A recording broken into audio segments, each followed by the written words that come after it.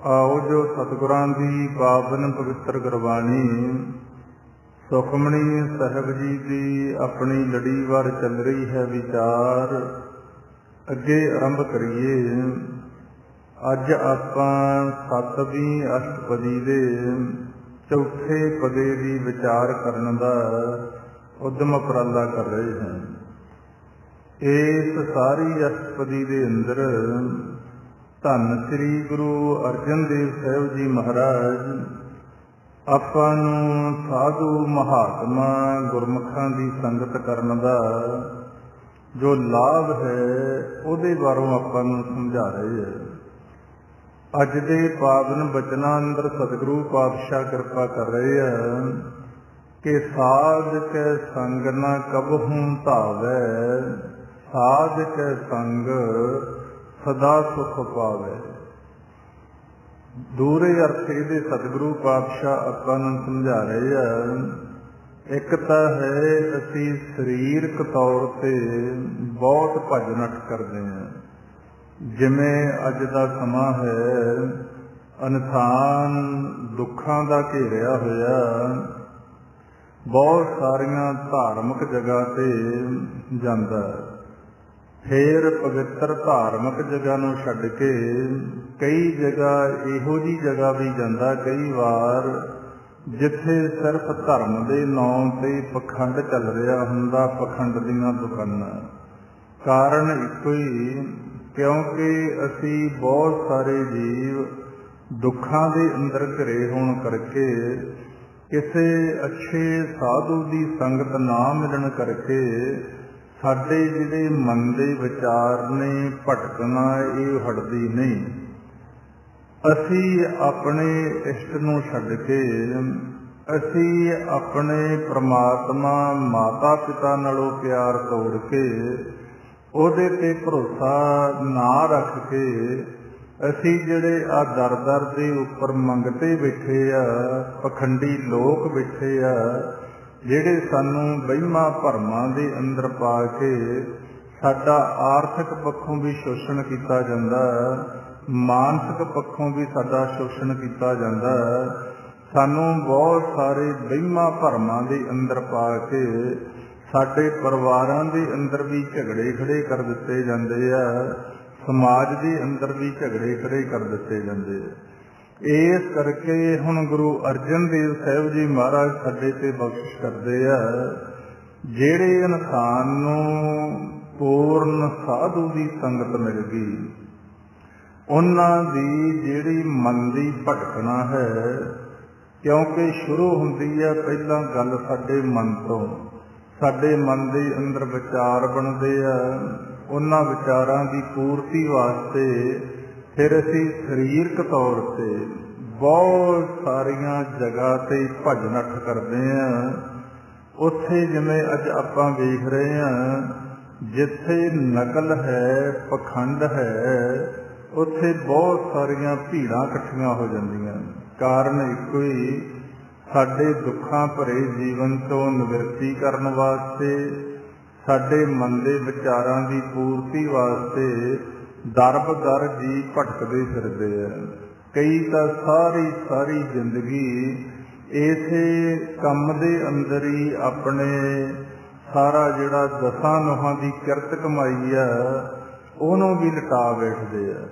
हुण पातशाह गुरु अर्जन देव साहिब महाराज जी सानूं समझा रहे हैं, जदों किसी पूर्ण संत साधु महात्मा की सानूं संगत मिलती, जिहड़े सानू ये वहिमां भरमां चों कढ के उस साडे मूल शक्ति पार ब्रह्म परमेश्वर की बंदगी दे नाल जोड़ देण, उहदा नाम सिमरन करन ला देण, जिहदे करन दे नाल आपां गुरबाणी अंदर पढ़दे हां, गुरपूरा जन सिमरिया सेई भय निहाल, नानक नाम आराधना कारज आवे रास। बस निशानी ये हुंदी है, जिहड़े पखंडी लोग ने धर्म के बुरके पा के साडी आर्थिक लुट करन वास्ते बैठे आ, मानसिक शोषण करन वास्ते बैठे आ, ਉਹ ਸਾਨੂੰ परमात्मा तो दूर करके आप दे नाल जोड़नगे। ਜਿਹੜੇ ਉਸ ਪ੍ਰਭੂ ਦੇ ਪਿਆਰੇ ਜੀਵ ਆ, ਉਸ ਮਾਲਕ ਦੀ ਬੰਦਗੀ ਕਰਨ ਵਾਲੇ ਆ, ਉਹ ਸਾਨੂੰ ਸਾਡੇ ਮੂਲ ਨਾਲ ਜੋੜਨਗੇ ਕਿ ਭਾਈ ਦੱਦਾ ਦਾਤਾ ਏਕ ਹੈ, ਸਭ ਕੋ ਦੇਵਨਹਾਰ, ਦਿੰਦੇ ਤੋਟ ਨਾ ਆਵੀ, ਅਗਨਤ ਭਰੇ ਭੰਡਾਰ। ਤੁਸੀਂ ਆਪਣੇ ਪਤੀ ਪਰਮਾਤਮਾ ਦੇ ਨਾਲ ਜੁੜੋ, ਉਹਦੇ ਨਾਲ ਪਿਆਰ ਪਾਓ, ਉਹਦੀ ਬੰਦਗੀ ਕਰੋ। ਪਰ ਇਹ ਜੀਵ ਕਿਸੇ ਵਿਰਲੇ ਦੇ ਹਿੱਸੇ ਆਉਂਦਾ, ਨਹੀਂ ਤਾਂ ਅਸੀਂ ਵੀ ਪਖੰਡ ਦੇ ਦੌਰ ਨੂੰ ਬਹੁਤ ਸਾਰੀ ਤਰਜੀਹ ਦੇ ਰਹੇ ਹਾਂ। ਹੁਣ ਸਤਿਗੁਰੂ ਪਾਤਸ਼ਾਹ ਇੱਥੇ ਸਮਝਾ ਰਹੇ ਆ, ਸਾਧ ਕੈ ਸੰਗ ਨਾ ਕਤ ਹੋਣ ਧਾਵੈ। ਹੁਣ ਥੋੜੀ ਜਿਹੀ ਗਹਿਰਾਈ ਵਾਲਾ ਪਾਸੇ ਚੱਲੀਏ ਕਿ ਸਾਡਾ ਜਿਹੜਾ ਮਨ ਸਿਰਫ ਅਸੰਸਾਰਕ ਪਦਾਰਥਾਂ ਵੱਲ ਨੂੰ ਦੌੜ ਰਿਹਾ, ਜੋ ਦ੍ਰਿਸ਼ਟਮਾਨ ਸੰਸਾਰ ਇਹਨੂੰ ਸੱਚ ਮੰਨ ਕੇ ਬੈਠ ਗਿਆ, ਤੇ ਹਰ ਸਮੇਂ ਸਾਡਾ ਧਿਆਨ ਸਾਡੇ ਮਨ ਦਾ ਇਹ ਰਹਿੰਦਾ ਵਾ ਦ੍ਰਿਸ਼ਟਮਾਨ ਸੰਸਾਰ ਦੇ ਨਾਲ, ਤੇ ਸਾਡਾ ਮਨ ਦੌੜਦਾ ਰਹਿੰਦਾ।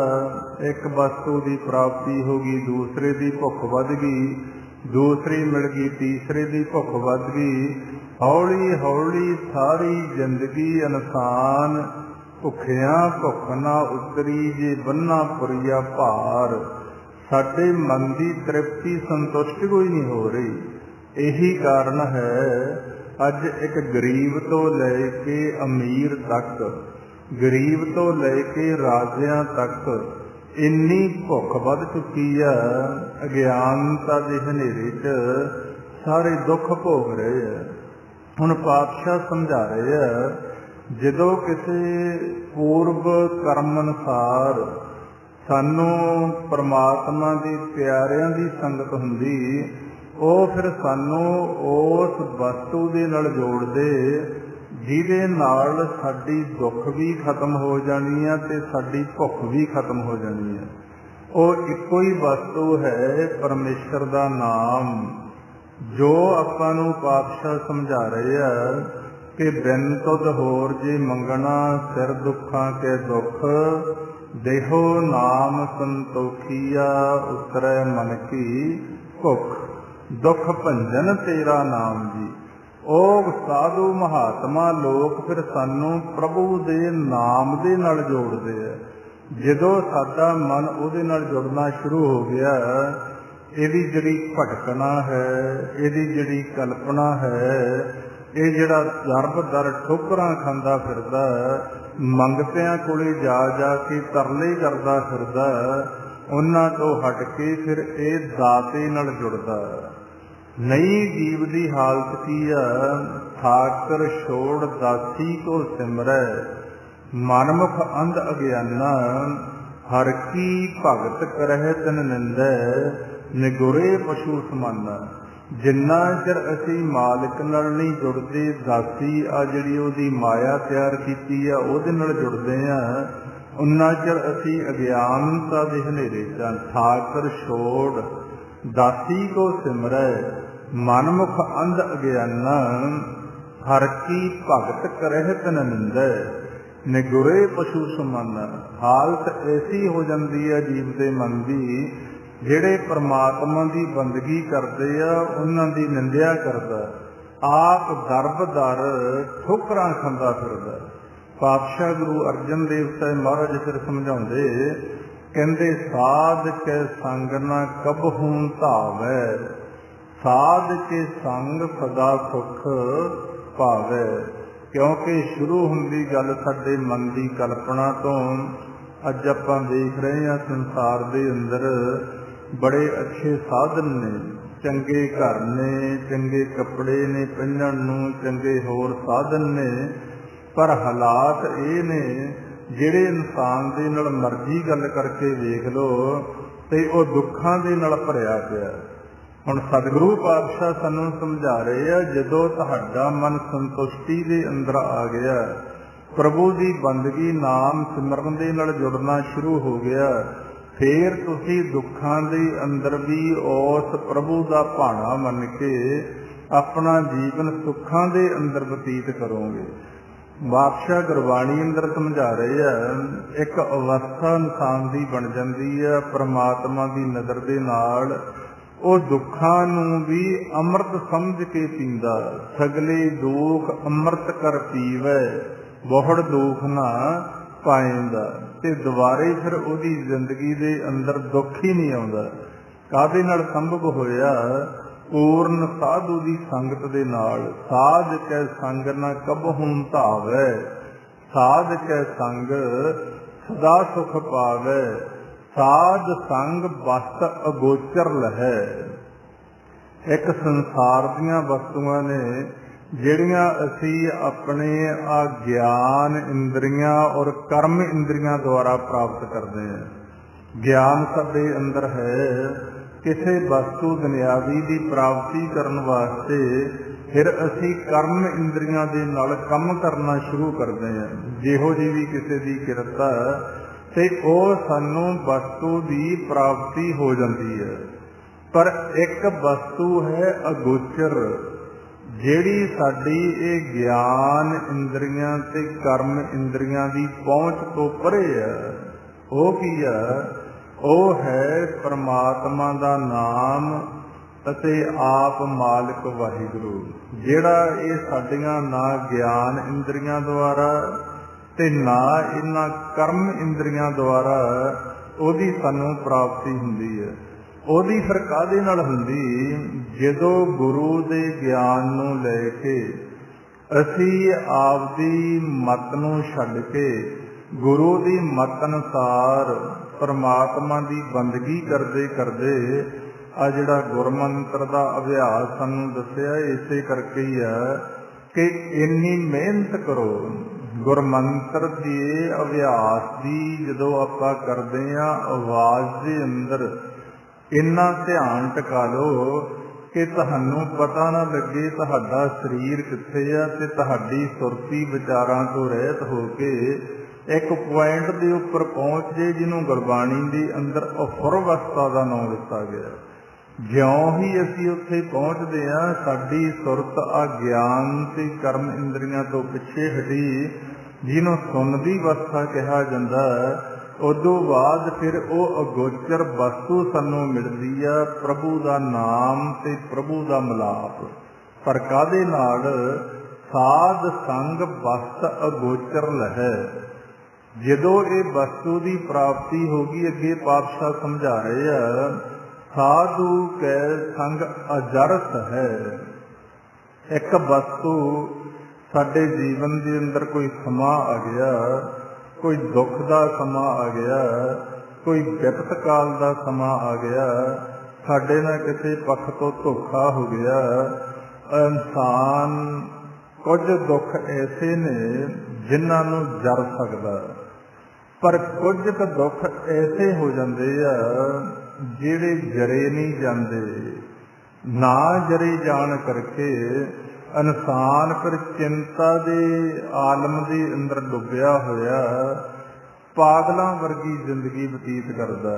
ਕਈ ਜੀਵ ਤਾਂ ਆਤਮ ਹੱਤਿਆ ਤੱਕ ਚਲੇ ਜਾਂਦੇ ਆ ਜਦੋਂ ਉਹਨਾਂ ਦੇ ਜੀਵਨ ਦੇ ਅੰਦਰ ਕੋਈ ਐਸੀ ਘੜੀ ਆਉਂਦੀ ਆ ਜਿਹੜੀ ਨਹੀਂ ਜਰੀ ਜਾਂਦੀ। ਹੁਣ ਪਾਤਸ਼ਾਹ ਫਿਰ ਸਾਨੂੰ ਸਮਝਾ ਰਹੇ ਆ, ਇੱਕ ਸ਼ਕਤੀ ਇਨਸਾਨ ਨੂੰ ਮਿਲਦੀ ਆ ਸੰਗਤ ਕਰਕੇ ਪ੍ਰਭੂ ਦੀ ਬੰਦਗੀ ਦੇ ਨਾਲ, ਜਿਹੜਾ ਫਿਰ ਅਜ਼ਰ ਵਸਤੂ ਨੂੰ ਵੀ ਜਰ ਜਾਂਦਾ, ਜਿਹਨੂੰ ਆਪਾਂ ਕਹਿੰਦੇ ਆ ਭਾਣਾ ਮੰਨਣ ਦੀ ਅਵਸਥਾ। ਗੁਰਮੁਖ ਹੋ ਗਏ ਸੋ ਭਾਣਾ ਮੰਨੇ, ਸਹਿਜੇ ਹਰ ਰਸ ਪੀਜੈ। ਜਿਨ੍ਹਾਂ ਨੇ ਸਹਿਜ ਅਵਸਥਾ ਦੇ ਅੰਦਰ ਜਾ ਕੇ ਉਸ ਹਰੀ ਦੇ ਰਸ ਦੀ ਪ੍ਰਾਪਤੀ ਕਰ ਲਈ, ਉਹ ਅਜ਼ਰ ਵਸਤੂ ਨੂੰ ਜਰ ਜਾਂਦੇ ਆ।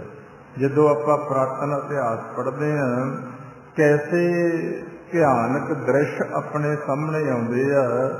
ਬੀਬੀਆਂ ਦੇ ਕੱਟ ਕੱਟ ਕੇ ਬੱਚੇ ਉਹਨਾਂ ਦੇ ਹਾਰ ਪਰੋ ਕੇ ਗਲ 'ਚ ਪਾ ਦੇਣੇ ਕੋਈ ਸੌਖੀ ਗੱਲ ਨਹੀਂ। ਉਹਨਾਂ ਤੋਂ ਆਪਣੇ ਬੱਚੇ ਖੋਹ ਕੇ ਉੱਪਰ ਨੂੰ ਸੁੱਟ ਕੇ ਨੇਜੇ ਥੱਲੇ ਕਰਕੇ ਅੱਖਾਂ ਦੇ ਸਾਹਮਣੇ ਕਤਲ ਕਰ ਦੇਣੇ ਕੋਈ ਸੌਖੀ ਗੱਲ ਨਹੀਂ। ਆਪਣਾ ਇਤਿਹਾਸ ਭਰਿਆ ਪਿਆ ਇਸ ਜੋ ਕੁਰਬਾਨੀਆਂ ਹੋਈਆਂ, ਪਰ ਕਿੰਨਾਂ ਦੇ ਹਿੱਸੇ ਆਈ ਇਹ ਗੱਲ।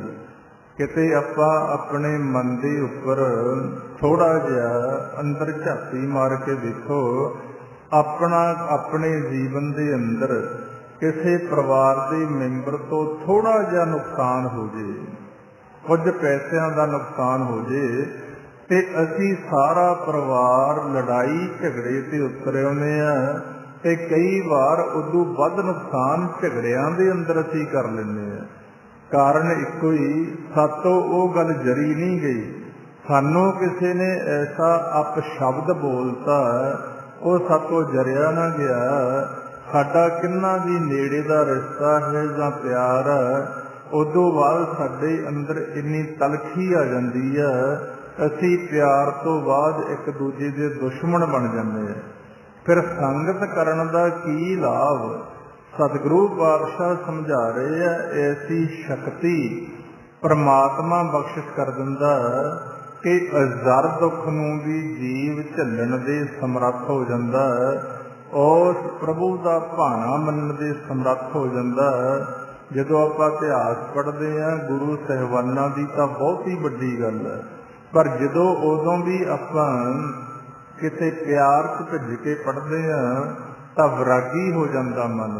आपां पिंडां च रहिंदे हां, देखिया आपां पहले समयां दे अंदर जां अज भी जे कोई सांझा फिरदा पशु मर जांदा, लोग इकट्ठा करके बहुत सारा कपड़ा लूण आदि उसते पा दिंदे।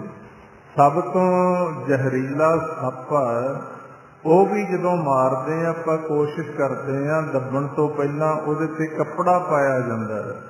दूसरे पासे असी धन श्री गुरु गोबिंद सिंह महाराज पातशाह का जीवन जदों पढ़ते हैं, जिहड़े शहनशाह ने सारे संसार के लोक परलोक के मालिक ने, उन्होंने अपने चारे साहिबजादियां ते माता गुजर कौर से अपने हथी 2 गज कपड़ा भी नहीं पाया।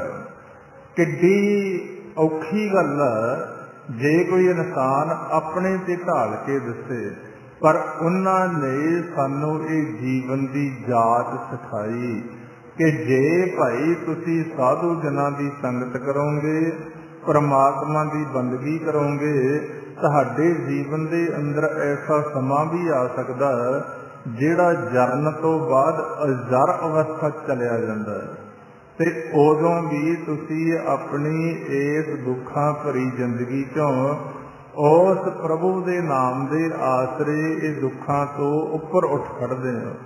इस करके पातशाह समझा रहे हैं, साधु कै संग अजरस है, साध के संग बसै स्थान ऊंचा।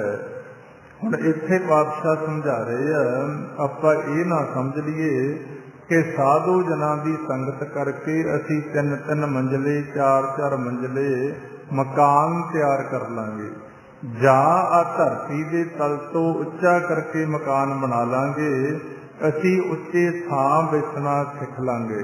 ऐसा नहीं, इत्थे मन की अवस्था की गल की गई है। एक वो जीव ने जिहड़े संगत तो बगैर, जिहड़े हर समय ये 3 सागरां दे अंदर अपना जीवन बतीत करते हैं। जिहड़े रजोगुणी जीव आशा अभिलाषा तृष्णावां दे जाल च चलते हैं, वो हर समय अगन सागर दे अंदर अपना जीवन बतीत करते हैं। जिहड़े तमो बिरती वाले लोग जिन्हां दे मन दे अंदर हमेशा काम क्रोध लोभ मोह अहंकार झूठ चुगली निंदिया ईर्खा, इनू विख सागर का नाम दिता गया। इस जहर के सागर के अंदर अपना जीवन बतीत करते हैं। एक क्वालिटी है थोड़ी जी वधिया सतोगुणी, जिन्हां दे अच्छे विचार ने, दया धर्म सहनशीलता निम्रता, पर यह भी किसी काल के दायरे के अंदर इदों उपर एक टिकाणा है, वह है परमात्मा के महल का, जिन्हों निज महल का नाम गुरबाणी के अंदर दिता गया, थिर घर का नाम दिता गया, जिहदे बारों आपां शब्द पढ़ते हैं, थिर घर बैठो हरजन प्यारे सतगुर तुमरे काज सवारे। जदों असी साधु जना की संगत करके प्रभु की बंदगी करते हैं, साडा जिहड़ा मन है ਤਨ ਤਾਂ ਭਾਵੇਂ ਕਿਸੇ ਗਰੀਬ ਘਰ 'ਚ ਰਹਿੰਦਾ, ਕਿਸੇ ਕੁੱਲੀ ਦੇ ਅੰਦਰ ਆਪਣਾ ਜੀਵਨ ਬਸਰ ਕਰਦਾ, ਸੌਣ ਨੂੰ ਮੰਜਾ ਨਹੀਂ ਧਰਤੀ ਦੇ ਉੱਪਰ ਪੈਂਦਾ, ਅੱਛੇ ਭੋਜਨ ਖਾਣ ਨੂੰ ਨਹੀਂ ਰੁੱਖੀ ਰੋਟੀ ਖਾਂਦਾ, ਪਰ ਉਸ ਅਵਸਥਾ 'ਚ ਰਹਿਣ ਵਾਲੇ ਜੀਵ ਸੁਖੀ ਰਹਿੰਦੇ ਆ। ਰੁੱਖੋ ਭੋਜਨ ਭੂਮ ਸੈਨ, ਸਖੀ ਪ੍ਰੈ ਸੰਗ ਸੂਖ ਬਿਹਾਵੇ। ਕਿਉਂ? ਉਸ ਮਹਿਲ ਦੇ ਅੰਦਰ ਟਿਕਾਣਾ ਬਣਾ ਲਿਆ ਜਿੱਥੇ ਦੁੱਖ ਅਤੇ ਸੁੱਖ ਪਹੁੰਚ ਹੀ ਨਹੀਂ ਸਕਦੇ। ਨਿਜ ਕਰ ਮਹਿਲ ਪਾਵੋ ਸੁਖ ਸਹਿਜੇ, ਬੋਹਰ ਨਾ ਹੋਏਗੋ ਫੇਰਾ। ਸਾਧੂ ਕੇ ਸੰਗ ਬਸੈ ਥਾਨ ਉੱਚੈ, ਸਾਧੂ ਕੇ ਸੰਗ ਮਹਿਲ ਪਹੁੰਚੈ। ਉਸ ਮਹਿਲ ਦੇ ਅੰਦਰ ਪਹੁੰਚ ਜਾਂਦੇ ਆ ਜਿਹੜੇ ਮਹਿਲ ਦੇ ਅੰਦਰ ਸਾਡੇ ਇਹ ਪੰਜ ਭੌਤਿਕ ਸਰੀਰ ਦੇ ਅੰਦਰ ਮਾਲਿਕ ਨੇ ਆਪਣਾ ਰਹਿਣ ਦਾ ਟਿਕਾਣਾ ਬਣਾਇਆ ਹੋਇਆ, ਜਿਹਨੂੰ ਮੰਦਰ ਦਾ ਨਾਮ ਵੀ ਦਿੱਤਾ ਗਿਆ। ਹਰ ਕਾ ਮੰਦਰ ਸੋਹਣਾ ਕੀਆ ਕਰਨੇ ਹਾਰ।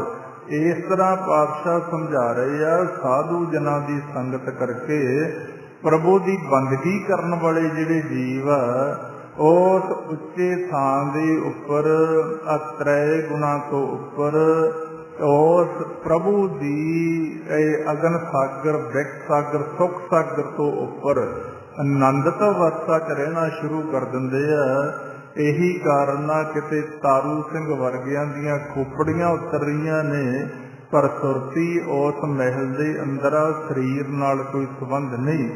ਉੱਥੇ ਬੈਠੇ ਸਹਿ ਸੁਭਾਅ ਵਚਨ ਕਰਦੇ ਆ ਕਿ ਪਾਪੀ ਬੰਦੇ, ਮੈਂ ਜੁੱਤੀ ਅੱਗੇ ਲਾ ਕੇ ਤੈਨੂੰ ਨਰਕਾਂ 'ਚ ਪਹੁੰਚਾਊਂਗਾ। ਇਸ ਤਰ੍ਹਾਂ ਪਾਤਸ਼ਾਹ ਸਮਝਾ ਰਹੇ ਆ, ਸਾਧੂ ਕੇ ਸੰਗ ਵਸੈ ਥਾਨ ਉੱਚੈ, ਸਾਧੂ ਕੇ ਸੰਗ ਮਹਿਲ ਪਹੁੰਚੈ, ਸਾਧ ਕੇ ਸੰਗ ਦ੍ਰਿੜ ਸਭ ਧਰਮ। ਹੁਣ ਅੱਗੇ ਸਮਝਾ ਰਹੇ ਆ, ਇੱਥੇ ਭਾਰਤ ਦੀ ਧਰਤੀ ਦੇ ਉੱਪਰ ਧਰਮਾਂ ਦਾ ਬੜਾ ਰੌਲਾ। ਹਿੰਦੂ, ਮੁਸਲਮਾਨ, ਸਿੱਖ, ਈਸਾਈ, ਜੈਨੀ, ਬੋਧੀ, ਹੋਰ ਬਹੁਤ ਸਾਰੇ, ਤੇ ਸਾਰੇ ਧਰਮਾਂ ਵਾਲਿਆਂ 'ਚ ਇੰਨਾ ਹੰਕਾਰ ਆ ਕਿ ਸਾਨੂੰ ਹੀ ਪਤਾ, ਦੂਸਰੇ ਨੂੰ ਪਤਾ ਨਹੀਂ। ਧਰਮਾਂ ਤੋਂ ਬਾਅਦ ਫਿਰ ਸੰਪਰਦਾਵਾਂ ਸ਼ੁਰੂ ਹੋ ਜਾਂਦੀਆਂ ਵੱਖ ਵੱਖ ਧਰਮਾਂ 'ਚ। ਉਹ ਜਿਹੋ ਜਿਹੀ ਸੰਪਰਦਾ ਨਾਲ ਕੋਈ ਜੀਵ ਜੁੜਦਾ, ਹੁਣ ਤਾਂ ਰੱਬ ਵੀ ਵੱਡੇ ਛੋਟੇ ਹੋ ਜਾਂਦੇ ਆ। ਉਹ ਕਹਿੰਦੇ ਜਿਹੜਾ ਸਾਡੇ ਵਾਲੇ ਬਾਬੇ ਵਾਲਾ ਰੱਬ ਆ ਉਹ ਵੱਡਾ, ਤੁਹਾਡੇ ਵਾਲਾ ਛੋਟਾ। ਇੰਨੀਆਂ ਵੱਡੀਆਂ ਵੱਡੀਆਂ ਵੱਟਾਂ ਪਾ ਲਈਆਂ, ਅਸੀਂ ਇੱਕ ਦੂਸਰੇ ਦੀ ਗੱਲ ਸੁਣਨ ਨੂੰ ਵੀ ਤਿਆਰ ਨਹੀਂ। ਬਹੁਤ ਸਾਰੇ ਪਿੰਡਾਂ 'ਚ ਤਾਂ ਸਾਧੂ ਜਨਾਂ ਦੀ ਸੰਗਤ ਕਰਕੇ ਝਗੜੇ ਖੜੇ ਹੋ ਜਾਂਦੇ ਆ, ਪਾਰਟੀਆਂ ਬਣੀਆਂ ਹੋਈਆਂ। ਪਰ ਸਤਿਗੁਰੂ ਪਾਤਸ਼ਾਹ ਸਮਝਾ ਰਹੇ ਆ, ਹੌਲੀ ਹੌਲੀ ਫਿਰ ਇਹ ਧਰਮਾਂ ਦੇ ਨਾਂ ਤੇ ਝਗੜੇ ਹੁੰਦੇ ਆ। ਜਦੋਂ ਪੁਰਾਤਨ ਇਤਿਹਾਸ ਆਪਾਂ ਪੜ੍ਹਦੇ ਹਾਂ, ਉਹਨਾਂ ਵਿਦਵਾਨ ਲੋਕਾਂ ਦਾ ਹੀ ਕਥਨ ਵੀ ਹੋ ਸਕਦਾ ਆ ਜਿਹੜੇ ਆਪਣੇ ਦੁਨੀਆ ਦੇ ਦੇਸ਼ਾਂ ਦੇ ਬਾਰਡਰ ਨੇ, ਉੱਥੇ ਇੰਨਾ ਖੂਨ ਨਾ ਡੁੱਲਿਆ ਹੋਵੇ ਜਿੰਨਾ ਖੂਨ ਲੋਕਾਂ ਨੇ ਧਰਮ ਦੇ ਨਾਂ ਤੇ ਝਗੜੇ ਕਰਕੇ ਇਹ ਧਰਤੀ ਦੇ ਉੱਪਰ ਡੋਲਿਆ। ਹੁਣ ਪਾਤਸ਼ਾਹ ਸਮਝਾ ਰਹੇ ਆ, ਸਾਧ ਕੇ ਸੰਗ ਦ੍ਰਿੜ ਸਭ ਧਰਮ। ਜਦੋਂ ਕੋਈ ਜੀਵ ਉਸ ਪ੍ਰਭੂ ਦੀ ਬੰਦਗੀ ਕਰਕੇ ਧਰਮ ਦੇ ਰਸਤੇ ਚੱਲਦਾ, ਉਹ ਫਿਰ ਸਾਰੇ ਧਰਮਾਂ ਦਾ ਸਤਿਕਾਰ ਵੀ ਕਰਦਾ, ਉਹਨੂੰ ਸਾਰੇ ਧਰਮਾਂ ਦਾ ਗਿਆਨ ਵੀ ਹੋ ਜਾਂਦਾ, ਕਿਉਂਕਿ ਧਰਮ ਸਾਰੇ ਇੱਕ ਉਸ ਪ੍ਰਭੂ ਦੀ ਗੱਲ ਕਰਦੇ ਆ। ਪੁਰਾਤਨ ਚੱਲ ਕੇ ਆਪਾਂ ਵੇਖੋ, ਕਿਸੇ ਵੀ ਧਰਮ ਨੂੰ ਪੜ੍ਹ ਲਓ, ਉਹਨਾਂ ਨੇ ਇੱਕੋ ਹੀ ਸਿਧਾਂਤ ਦੀ ਗੱਲ ਕੀਤੀ ਆ ਕਿ ਸਾਡਾ ਮੂਲ ਸਾਰਿਆਂ ਦਾ ਇੱਕ ਆ। ਉਹ ਪ੍ਰਕਾਸ਼ ਰੂਪ ਹੈ, ਨੂਰ ਹੈ, ਆਕਾਰ ਤੋਂ ਰਹਿਤ। ਇਹ ਗੱਲ ਵੱਖਰੀ ਆ। ਹੌਲੀ ਹੌਲੀ ਜਿਉਂ-ਜਿਉਂ ਲੰਬਾ ਸਮਾਂ ਪੈਂਦਾ ਜਾਂਦਾ, ਅਸੀਂ ਨਿਰੰਕਾਰ ਨੂੰ ਛੱਡ ਕੇ ਆਕਾਰਾਂ ਦੇ ਨਾਲ ਜੁੜ ਜਾਂਦੇ ਆ। ਜਿਵੇਂ ਸਨਾਤਨ ਮੱਤ ਵਾਲੇ ਅੱਜ ਆਕਾਰ ਦੀ ਪੂਜਾ ਤੇ ਆ ਗਏ, ਨਿਰਾਕਾਰ ਨੂੰ ਛੱਡ ਗਏ ਤੇ ਉਹ ਪੱਥਰ ਦੀਆਂ ਮੂਰਤੀਆਂ ਬਣਾ ਕੇ ਪੂਜੀ ਜਾਂਦੇ ਆ। ਮੁਸਲਮਾਨ ਭਾਈਚਾਰਾ ਇਹ ਭਰਮ 'ਚ ਚਲੇ ਗਏ ਕਿ ਅੱਲਾ ਜਿਹੜਾ ਖੁਦਾ ਹੈ ਉਹ ਪੱਛੋਂ ਵਾਲੇ ਪਾਸੇ ਆ। ਆਪਣੇ ਵਾਲੇ ਸਾਰਾ ਕੁਝ ਗਿਆਨ ਦਾ ਪਤਾ ਹੋਣ ਬਾਬਤ ਵੀ ਨਿਰਾਕਾਰ ਦੀ ਭਗਤੀ ਛੱਡ ਕੇ ਅਸੀਂ ਸਾਧੂਆਂ ਦੀਆਂ, ਸੰਤਾਂ ਦੀਆਂ ਫੋਟੋਆਂ ਦਾ ਧਿਆਨ ਧਰ ਕੇ ਬਹਿਣਾ ਸ਼ੁਰੂ ਕਰਤਾ। ਕਾਰਨ ਇੱਕੋ ਹੀ, ਧਰਮ ਦਾ ਅਸਲੀ ਗਿਆਨ ਛੱਡ ਕੇ ਹੌਲੀ ਹੌਲੀ ਦੂਰ ਜਾ ਰਹੇ ਆ ਤੇ ਫਿਰ ਇੱਥੋਂ ਝਗੜੇ ਸ਼ੁਰੂ ਹੋ ਜਾਂਦੇ ਆ। ਹੁਣ ਪਾਤਸ਼ਾਹ ਸਮਝਾ ਰਹੇ ਆ, ਸਾਧ ਸੰਗ ਦ੍ਰਿੜੈ ਸਭ ਧਰਮ, ਬੋਲੀਐ ਸੱਚ ਧਰਮ, ਸਾਰਿਆਂ ਨੂੰ ਉੱਚਾ ਧਰਮ ਕੀਆ, ਸਗਲ ਧਰਮ ਮੈਂ ਸ੍ਰੇਸ਼ਟ ਧਰਮ, ਹਰ ਕੋ ਨਾਮ ਜਪ ਨਿਰਮਲ ਕਰਮ। ਸਾਰੇ ਧਰਮਾਂ ਤੋਂ ਸ੍ਰੇਸ਼ਟ ਧਰਮ ਹੈ ਹਰੀ ਦਾ ਨਾਮ ਜਪਣਾ ਤੇ ਨਿਰਮਲ ਕਰਮ ਕਰਨੇ। ਜੇ ਇਹ ਦੋ ਗੱਲਾਂ ਸਾਡੇ ਹਿੱਸੇ 'ਚ ਨਹੀਂ ਤਾਂ ਕੋਈ ਇਨਸਾਨ ਆਪਣੇ ਆਪ ਨੂੰ ਧਰਮੀ ਨਹੀਂ ਕਹਾ ਸਕਦਾ। ਕਈ ਵਾਰ ਅਸੀਂ ਆਪਦੇ ਆਪ ਨੂੰ ਧਰਮੀ ਤਾਂ ਕਹਾਉਂਦੇ ਆ, ਪਰ ਇਨਸਾਨੀਅਤ ਨਾਂ ਦੀ ਚੀਜ਼ ਸਾਡੇ ਅੰਦਰ ਹੁੰਦੀ ਨਹੀਂ। ਇਹ ਇਨਸਾਨ ਧਰਮੀ ਬਣਨ ਤੋਂ ਪਹਿਲਾਂ ਇਨਸਾਨ ਬਣ। ਜੇ ਸਾਰੀ ਜ਼ਿੰਦਗੀ ਧਰਮ ਦੇ ਰਸਤੇ ਚੱਲ ਕੇ ਇਨਸਾਨ ਹੀ ਨਹੀਂ ਬਣਿਆ, ਇਨਸਾਨੀਅਤ ਹੀ ਨਹੀਂ ਪੈਦਾ ਕਰੀ, ਤਾਂ ਤੇਰਾ ਸਾਰਾ ਧਰਮ ਫੇਲ। ਪਾਤਸ਼ਾਹ ਨੇ ਫਿਰ ਫੈਸਲਾ ਦਿੱਤਾ, ਸਗਲ ਧਰਮ ਮੈਂ ਸ੍ਰੇਸ਼ਟ ਧਰਮ, ਹਰ ਕੋ ਨਾਮ ਜਪ ਨਿਰਮਲ ਕਰਮ। ਜਦੋਂ ਜੀ ਫਿਰ ਸੰਗਤ ਕਰਦਾ, ਉਹ ਸਾਰੇ ਧਰਮਾਂ ਦਾ ਜਿਹੜਾ ਮੂਲ ਇਸ ਗੱਲ ਤੇ ਆ ਜਾਂਦਾ, ਹਰੀ ਦਾ ਨਾਮ ਜਪਣਾ ਤੇ ਅੱਛੇ ਨਿਰਮਲ ਕਰਮ ਕਰਨੇ। ਸਾਧ ਕੇ ਸੰਗ ਦ੍ਰਿੜੈ ਸਭ ਧਰਮ, ਸਾਧ ਕੇ ਸੰਗ ਕੇਵਲ ਪਾਰ ਬ੍ਰਹਮ। ਸਾਧੂ ਜਨਾਂ ਦੀ ਸੰਗਤ ਕਰਕੇ ਫਿਰ ਇਕੱਲੇ ਪਾਰ ਬ੍ਰਹਮ ਪਰਮਾਤਮਾ ਨਾਲ ਪਿਆਰ ਪਾਈਦਾ, ਨਾ ਕਿ ਉਹਨੂੰ ਛੱਡ ਕੇ ਅਸੀਂ ਥਾਂ ਥਾਂ ਤੇ ਭਟਕਦੇ ਫਿਰਦੇ ਹਾਂ। ਜੋ ਅੱਜ ਸਾਡੇ ਹਾਲਾਤ ਨੇ, ਧਰਮ ਦੇ ਰਸਤੇ ਚੱਲਦੇ ਕਿਸੇ ਤੋਂ ਲੁਕੇ ਛੁਪੇ ਨਹੀਂ। ਕਾਰਨ ਇੱਕੋ ਹੀ, ਅਸੀਂ ਗੁਰਬਾਣੀ ਗੁਰੂ ਦੇ ਤੱਤ ਗਿਆਨ ਤੋਂ ਦੂਰ ਹੋ ਗਏ, ਅੱਛੇ ਸਾਧੂਆਂ ਦੀ ਸੰਗਤ ਤੋਂ ਦੂਰ ਹੋ ਗਏ। ਸਿਰਫ ਆ ਦੁਨੀਆ ਦੀ ਚਮਕ ਦਮਕ ਵੇਖ ਕੇ, ਉਹਨਾਂ ਦੀਆਂ ਲੱਛੇਦਾਰ ਗੱਲਾਂ ਵੇਖ ਕੇ, ਭਰਮ ਪਖੰਡ ਨੂੰ ਵੇਖ ਕੇ ਅਸੀਂ ਅਸਲੀ ਆਪਣੇ ਮੂਲ ਨਾਲੋਂ ਟੁੱਟ ਚੁੱਕੇ ਹਾਂ। ਇਹੀ ਕਾਰਨ ਅੱਜ ਸੰਸਾਰ ਦੀ ਖੁਆਰੀ ਦਾ, ਹਰ ਬਿਸਰਤ ਸਦਾ ਖੁਆਰੀ, ਤਾਂ ਕੋ ਧੋਖਾ ਕਹਾਂ ਵਿਆਪੈ ਜਾ ਕੋ ਓਟ ਤੁਹਾਰੀ। ਸਾਧ ਕੈ ਸੰਗ ਕੇਵਲ ਪਾਰ ਬ੍ਰਹਮ, ਸਾਧ ਕੈ ਸੰਗ ਪਾਏ ਨਾਮ ਨਿਧਾਨ, ਨਾਨਕ ਸਾਧੂ ਕਹਿ ਕੁਰਬਾਨ। ਹੁਣ ਪਾਤਸ਼ਾਹ ਅਖੀਰਲੀਆਂ ਪੰਗਤੀਆਂ 'ਚ ਸਮਝਾ ਰਹੇ ਆ, ਸੰਗਤ ਕਰਨ ਦਾ ਲਾਭ। ਜੇ ਤਾਂ ਭਾਈ ਤੁਸੀਂ ਸੰਗਤ ਜਿੱਥੇ ਵੀ ਕਰਦੇ ਹੋ, ਉੱਥੇ ਜਾ ਕੇ ਤੁਹਾਨੂੰ ਵਾਹਿਗੁਰੂ ਦੇ ਨਾਮ ਦੀ ਪ੍ਰਾਪਤੀ ਹੋ ਗਈ, ਉਸ ਨਿਧਾਨ ਦੀ ਪ੍ਰਾਪਤੀ ਕਰ ਲਈ, ਉਸ ਰਸ ਦੀ ਪ੍ਰਾਪਤੀ ਕਰ ਲਈ ਜਿਹਨੂੰ ਰੋਜ਼ ਰਹਿ ਰਸ ਦੀ ਬਾਣੀ 'ਚ ਪਾਤਸ਼ਾਹ ਸਮਝਾਉਂਦੇ ਨੇ, ਜਿਨ ਹਰ ਰਸ ਨਾਮ ਨਾ ਪਾਇਆ ਤੇ ਭਾਗਹੀਣ ਜਮ ਪਾਸ, ਫੇਰ ਤਾਂ ਤੁਹਾਡਾ ਜੀਵਨ ਠੀਕ ਆ। ਜੇ ਇਹਨਾਂ ਗੱਲਾਂ ਦਾ ਤੁਹਾਡੇ ਮਨ ਦੇ ਅੰਦਰ ਕੀਤਾ ਹੀ ਨਹੀਂ ਹੈ, ਗਿਆਨ ਹੀ ਨਹੀਂ ਹੈ, ਫੇਰ ਸਮਝ ਲਓ ਤੁਸੀਂ ਕਿਸੇ ਅੱਛੇ ਸਾਧੂ ਦੀ ਸੰਗਤ ਨਹੀਂ ਕਰ ਸਕੇ, ਜਾਂ ਤੁਸੀਂ ਉਹਦੇ ਬਚਨ ਨਹੀਂ ਮੰਨ ਰਹੇ। ਇਸ ਕਰਕੇ ਪਾਤਸ਼ਾਹ ਸਮਝਾ ਰਹੇ ਆ, ਸਾਧ ਕੇ ਸੰਗ ਪਾਏ ਨਾਮ ਨਿਧਾਨ, ਉਸ ਖਜ਼ਾਨੇ ਦੀ ਪ੍ਰਾਪਤੀ ਜਿਹਦੀ ਅਸੀਂ ਰੋਜ਼ ਮੰਗ ਕਰਦੇ ਹਾਂ। ਨਾਨਕ ਨਾਮ ਮਿਲੇ ਤਾਂ ਜੀਵਾ, ਤਨ ਮਨ ਥੀਵੈ ਹਰਿਆ। ਸਾਰੀ ਜ਼ਿੰਦਗੀ ਸੰਗਤ ਕਰਨ ਤੋਂ ਬਾਅਦ ਰਸਨਾ ਤੋਂ ਵਾਹਿਗੁਰੂ ਦਾ ਸਿਮਰਨ ਨਹੀਂ ਹੁੰਦਾ, ਅੰਤਰਗਤ ਪਰਮਾਤਮਾ ਦਾ ਨਾਮ ਨਹੀਂ ਪ੍ਰਗਟ ਹੋਇਆ, ਫਿਰ ਕਾਹਦੀ ਸੰਗਤ? ਫੇਰ ਤਾਂ ਸਮਝ ਲਓ ਅਸੀਂ ਝੂਠ ਦਾ ਵਣਜੀ ਕਰਦੇ ਰਹੇ, ਸਿਰਫ ਆ ਸੰਸਾਰ ਦੇ ਪਦਾਰਥਾਂ ਵਾਸਤੇ ਹੀ ਭੱਜੇ ਫਿਰਦੇ ਰਹੇ। ਜਿਹੜੀਆਂ ਬੰਦਗੀ ਕਰਨ ਵਾਲੇ ਲੋਕਾਂ ਦੇ ਪਾਤਸ਼ਾਹ ਦੀ ਬਾਣੀ ਕਹਿੰਦੀ ਮਗਰ ਮਗਰ ਫਿਰਦੀਆਂ।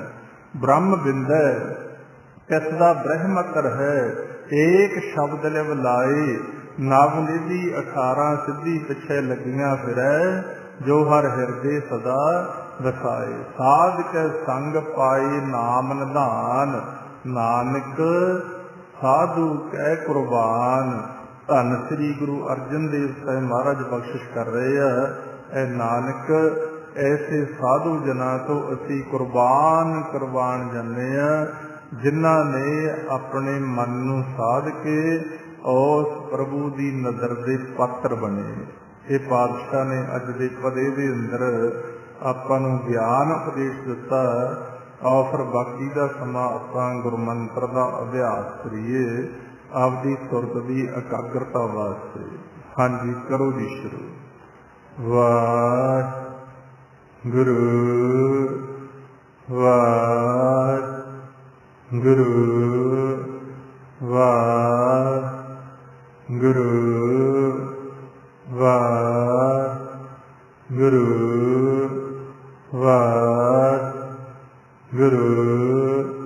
ਵਾਹਿਗੁਰੂ